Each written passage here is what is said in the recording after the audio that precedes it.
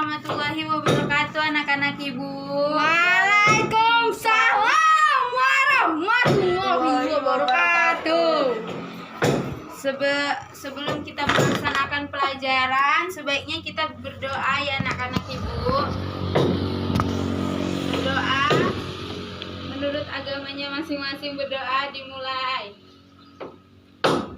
Berdoa selesai. Sekarang Ibu akan absen satu persatu ya.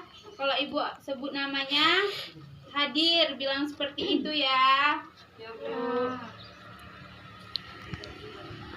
Debbie Aryani hadir.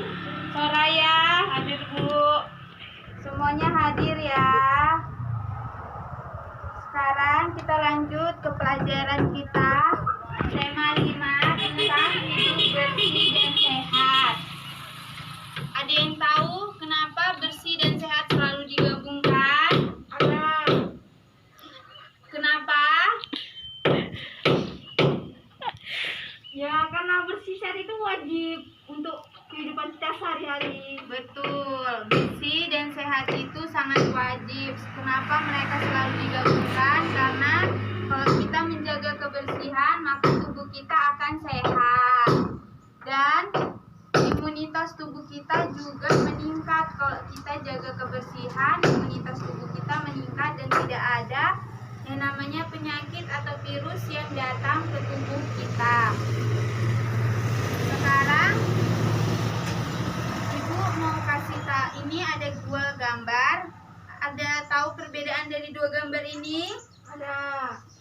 Apa perbedaannya? Yang satu kotor, yang satu bersih. Ada lagi? Ada. Apa lagi? Yang itu banyak kali sampah, yang satu nggak ada. Habis itu yang satu bunganya layu, yang satu nggak layu. Benar. Tepuk tangan untuk teman-teman ya. Jadi, kalau rumah kita kotor, kita nampaknya itu kotor, terus tidak bersih, terus juga banyak kuman. Terus kita yang hidup di orang yang hidup di rumah ini itu yang tinggal di rumah ini itu sangat minim untuk tidak terkena penyakit. Biasanya lebih banyak terkena penyakit karena orang ini malas membersihkan rumah. Siapa yang mau punya rumah seperti ini? Siapa yang mau punya rumah seperti ini? Saya, Bu. Semua orang juga pasti pengen punya rumah bersih seperti ini. Ya. Tapi sebelum kita punya rumah sebersih ini, kita harus yang namanya membersihkan rumah kita yang kotor agar supaya tidak ada kuman atau hewan liar yang menepati atau masuk ke rumah kita. Di sini, di sebelah Ibu ada nama-nama alat kebersihan sekaligus gambarnya yang anak-anak Ibu bisa lihat sama-sama.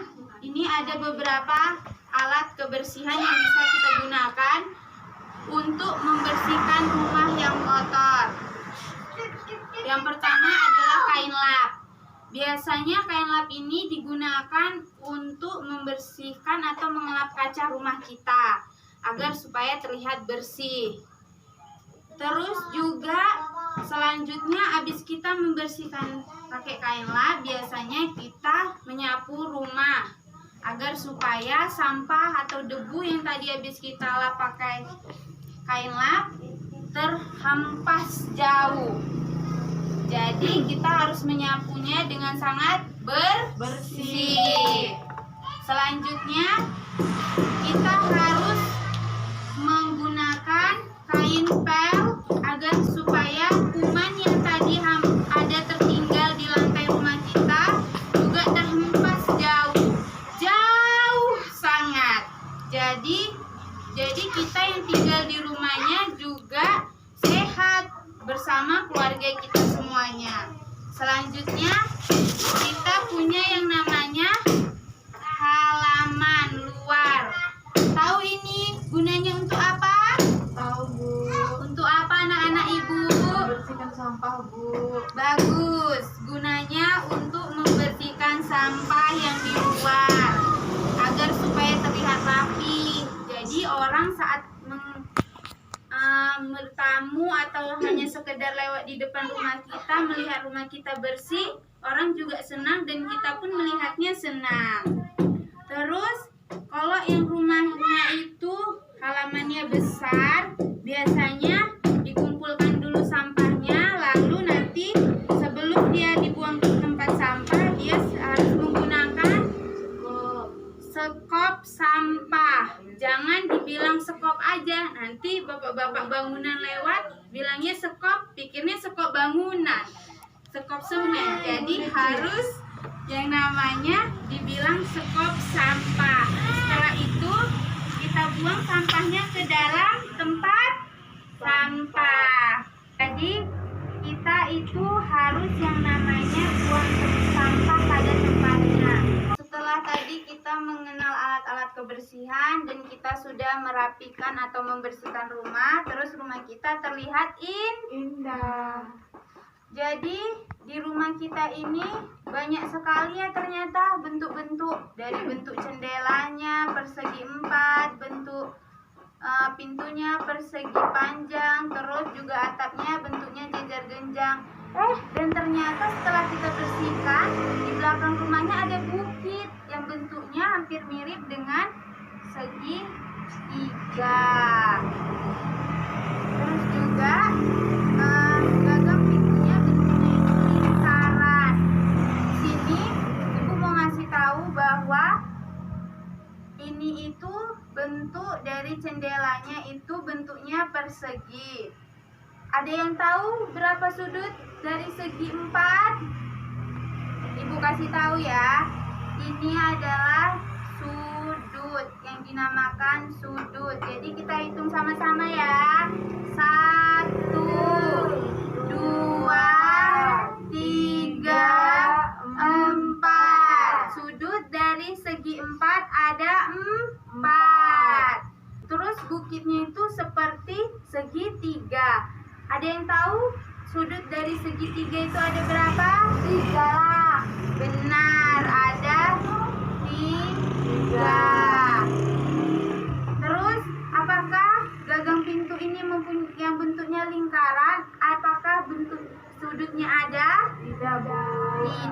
Lingkaran tidak mempunyai sudut tetapi mempunyai diameter. Setelah itu bentuk pintunya persegi panjang. Berapa sudut dari segi panjang? 4. 1, 2, 3, 4. Anak-anak ibu, sekarang kita udah bisa mengenal bentuk, terus juga bisa mengenal nama alat-alat kebersihan, terus bisa membedakan mana lingkungan kotor dan mana lingkungan rumah yang bersih. Tetap menjaga kebersihan agar supaya hidup kita sehat, karena kebersihan adalah aturan utama yang harus kita lakukan dan harus kita taatin. Apalagi untuk sekarang, saat ini. Karena ibu melihat anak-anak ibu sudah pintar, ibu mau kalian menuliskan cara-cara membersihkan rumah. Jadi kalian harus tulis soalnya. Ayo ditulis, dibuka bukunya.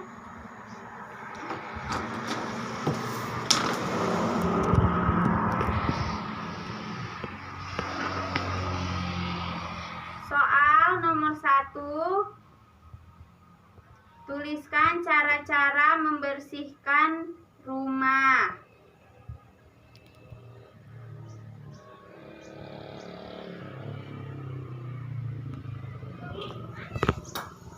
Sudah?